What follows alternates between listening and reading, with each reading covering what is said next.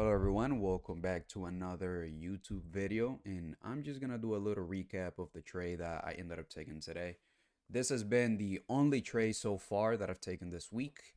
Monday and Tuesday and Wednesday I was doing study sessions and explaining pretty much the way that I personally trade and the things that I look for.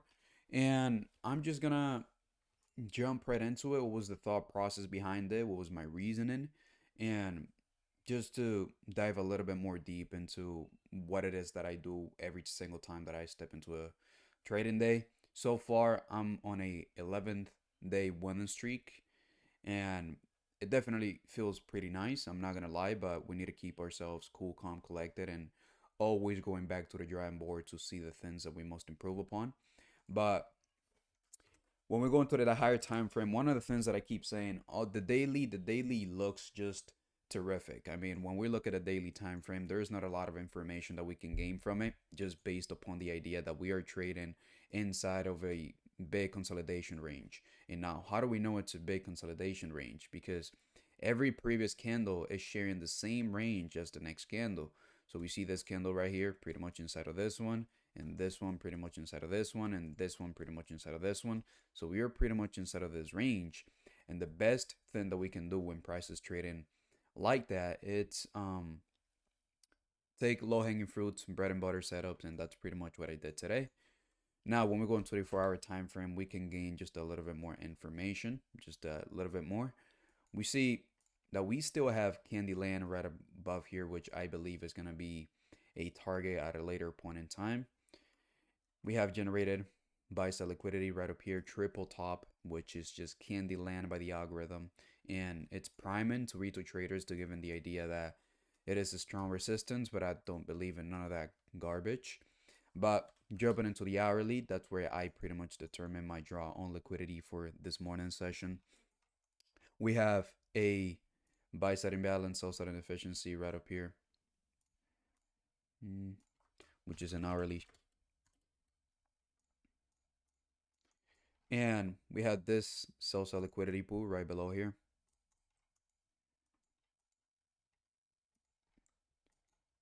Then was it an extra low that I was looking? Oh, it was this internal low.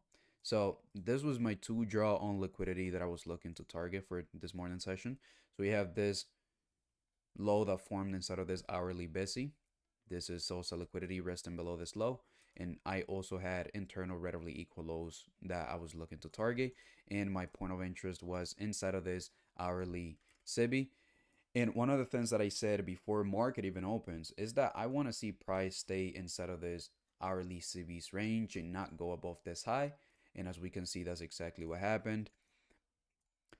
And one of the reasons of why I never wanted to see that high get taken is because I wanted to see a low resistant liquidity run conditions. And if we did take that high, the probabilities of us having a smooth soul side of the curve was going to be very low probable that it was going to happen. So my point of interest was this hourly and this social liquidity pool and the internal social liquidity pool right up here. So let's go into the lower time frame and let's also actually go into the replay. So when I'm looking at price at this point, I know that, okay, we have relatively equal lows right up here, and I'm also anticipating price to get inside of the hourly busy plus this low that we have in here. When I'm looking at price before it even opens, one of the main things that I want to see is from 9:30 to open high and take some internal buy sell liquidity pool. Why am I if I'm anticipating prices to go lower, why am I looking from 9:30 to go higher? That's the Judas win. Uh the move that happens right at 9:30 equity opens is usually the wrong move, and that's a gem for y'all. So if I'm looking for lower prices, 9:30 should open high, take in some sort of buy sell liquidity pool, and then form smart money reversal. So what do we see? 9:30 opens and goes high, going above this buy sell liquidity pool that we have right up here. This is a swing high, and we are coloring outside the line of the hourly SIBI, and that's completely and utterly fine because wicks are allowed to do the damage while body will be telling the narrative. When we look into the hourly, we see that it's just a wick, and we have buy sell liquidity taken. 9:30 opens high, and at this point, all I'm looking for is to see the model that I was trading today, which was a breaker. So 9:30 opens high, taking up some buy sell liquidity pool. Understanding that retail traders are chasing this. The main idea of why the Judah swing exists, it's because 95% of the traders out there are not aware of this information of the whole market efficiency paradigm and trading like smart money does. So 9:30 opens high and retail is just show literally going low and oh my god, the market is gonna go higher forever. But that's not the idea. We as smart money traders, like I've said 20,000 times, we go short where retail traders is looking to go long, and we go long where retail traders are looking to go short. So in here, I'm not thinking of this, oh my god, price is gonna keep going higher. It's opening higher. Let's just keep going long. That's not my internal dialogue. I'm looking at this, okay, we are manipulating retail traders buy stops. We are inside of an area where I am anticipating price to reject, and we also have generated sales liquidity right above us, right below us. So at that point, the only thing that I'm looking for pretty much is just waiting for confirmation. Then we have this displacement. And why did I was so confident in going short instead of this breaker right here? Well, one of the things that I say most of the time is that if we are bullish, right? If we are bullish, we want to see bullish PDRAs functioning as support on price. What do we have in here? Like I'm looking at all these things right here. We have a busy. If price is bullish, this should not happen. If price is bullish, we should just go into the bullish for value gap and then go higher, right? But what do? We absolutely disrespect this busy. And I'm looking for lower prices. So I'm not even looking for that to actually function as support on price. But these are just little signatures in price action that I'm looking for to determine my draws on liquidity and to determine my high probability trade.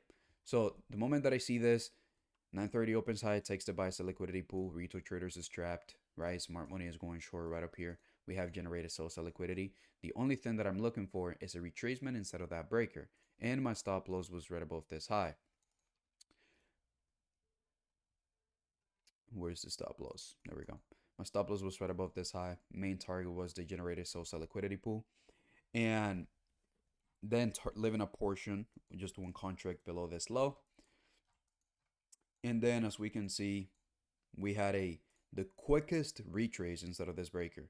Like I promise, yo, I promise you, this retrace was the quickest thing I've ever seen in my life. We went into it. I went short, and I got filled right down here. That was quick. That was quick for the algorithm. So again, this is exactly what I anticipated. Low resistant liquidity run conditions. Can you trade on high resistant liquidity run conditions? You can absolutely do it, and I see a lot of people out there who trade kind of with the same narrative and concepts, making tons of money. But at the end of the day, I try to focus a lot on mental capital. Right, this is a very stressful industry if you make it so. So trading on low resistant liquidity run conditions definitely can avoid most of that waste of mental capital. So I went short right into it, right up here into the breaker, stop loss right here. Why? Because we have this gap. If price is gonna go up, it has to respect the SIBI because bullish PDRAs are getting disrespected, while bearish PDRAs are getting respected. I mean, it's there, you know. We see price going into it, and what do we see? What do we always say about wicks? Wicks are allowed to do the damage, and where do you? Wow, where do you think this wick stopped at?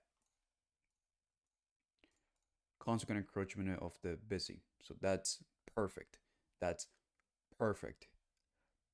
Perfect. You cannot improve upon perfection. And that little mohawk right above this inversion for value gap now is just a little coloring outside the line of what would be considered to be perfect and for the orders to be filled. But this is perfect right here.